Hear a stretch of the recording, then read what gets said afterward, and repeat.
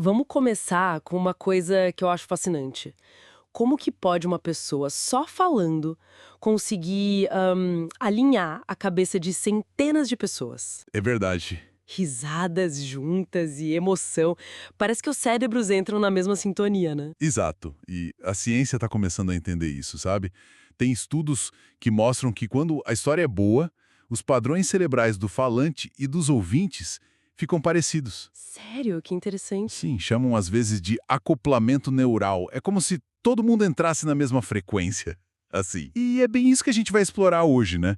Usando como base o guia oficial do TED para falar em público. Ah, o livro do Chris Anderson. Legal, Esse sim. mesmo. A ideia é destrinchar a essência dessa arte que hoje, com a internet, ganhou um poder imenso. Uma arte antiga com superpoderes modernos. Mas o guia deixa claro, né? Não tem fórmula mágica. De jeito nenhum. Não é sobre truques de palco. O segredo parece ser outra coisa, mais fundamental. Exatamente. O ponto de partida, assim, o essencial mesmo, segundo Anderson, é ter algo que vale a pena dizer. Sabe? Uma ideia que importe de verdade. Que possa agregar algo para quem ouve. Isso. Sem isso, não adianta ter a melhor técnica do mundo. Fica vazio. A confiança, a presença, isso vem depois de ter clareza nessa ideia. E, claro, ser autêntico ao apresentar. Mas essa ideia que vale a pena, imagino que não precisa ser tipo ganhar o prêmio Nobel, né? O guia fala que pode vir da experiência pessoal. Com certeza, totalmente. Pode ser uma lição que a vida te deu, uma visão única que só você tem por ter vivido aquilo, Entendi. ou às vezes nasce da sua própria curiosidade, de ir atrás, pesquisar algo novo. O Anderson até brinca que dá para usar a data da palestra como desculpa para parar de procrastinar e desenvolver a ideia. Boa tática. O importante é que seja algo relevante para você e que tenha o potencial de tocar quem está ouvindo. E essa ideia de dar algo para a audiência, o livro bate muito nessa tecla, né? A generosidade em vez da autopromoção. Por que isso é tão crucial? Ah, isso muda tudo. A dinâmica é inteira. Se você encara a comunicação como um ato de generosidade, o foco é enriquecer o outro. Faz sentido. Dar conhecimento, inspiração, um jeito novo de ver as coisas. Agora, aquelas palestras que são só propaganda disfarçada, ou para inflar o ego de quem fala, raramente conectam de verdade.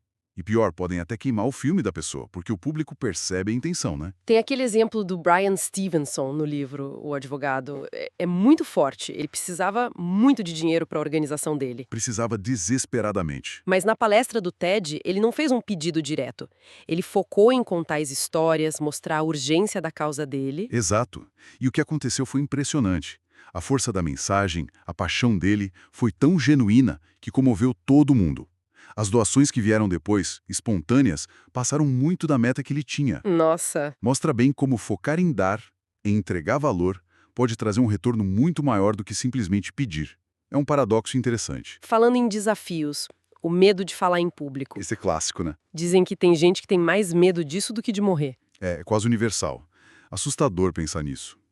O guia reconhece que é um medo profundo, tá ligado lá na nossa evolução. Medo de ser rejeitado pelo grupo, sabe? Uhum, faz sentido, socialmente. Antigamente, ser expulso do grupo podia significar a morte mesmo. Mas o ponto é, dá para superar. Pessoas como, sei lá, Eleanor Roosevelt, Warren Buffett, eram super tímidos no começo. É mesmo? Não sabia do Buffett. Sim. E se tornaram comunicadores excelentes. Parte da solução é prática, claro, mas também é mudar o foco. Tirar o foco do seu medo, da avaliação e colocar na ideia que você quer compartilhar. Voltar para a generosidade. Olha aí a generosidade de novo. E a vulnerabilidade. A Brené Brown fala muito disso, mas o guia do TED parece ter um cuidado, né? Não é só se expor por expor. Exatamente. Vulnerabilidade conecta muito, sim. Mostra que você é humano, desarma as pessoas, mas tem um limite.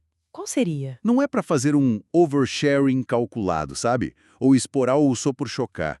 A vulnerabilidade que funciona é a que serve à mensagem, que reforça a sua ideia principal. Tem que ser genuína e na hora certa, para construir ponte, não para pedir aplauso ou pena. Construir pontes. Mas, às vezes, parece que tem muros enormes, né? O livro cita o Al Gore com o filme Uma Verdade Inconveniente. Mesmo sendo impactante, a mensagem do clima enfrentou muita barreira. Sim, esse exemplo é duro, mas real. Mostra como divisões que já existem, naquele caso as político-partidárias muito fortes nos Estados Unidos, podem levantar barreiras, Mesmo a apresentação sendo boa. mesmo sendo boa. A identidade de quem fala, as caixinhas onde as pessoas já te colocam, isso pode impedir que a mensagem seja ouvida de forma objetiva. Nesses casos, encontrar um terreno comum, uma linguagem que não ative essas defesas imediatas é fundamental, mas é difícil pra caramba. É um desafio enorme. E pensar que hoje, com a internet, o alcance de uma boa fala é absurdo. O próprio TED, né, começou pequeno, nichado, tecnologia, entretenimento, design. E explodiu. Hoje são mais de 1 bilhão de visualizações por ano, no mundo todo, sobre tudo quanto é assunto. E ainda tem o TEDx que levou isso para as comunidades locais, É verdade, o TEDx se espalhou demais. sob eventos independentes em mais de 150 países.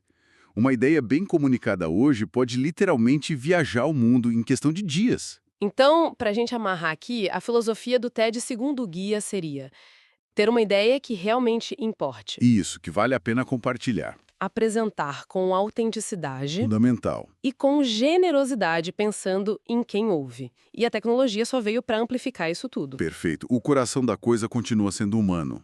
É a conexão, sabe? A faísca que acontece quando uma ideia bem dita encontra uma mente aberta.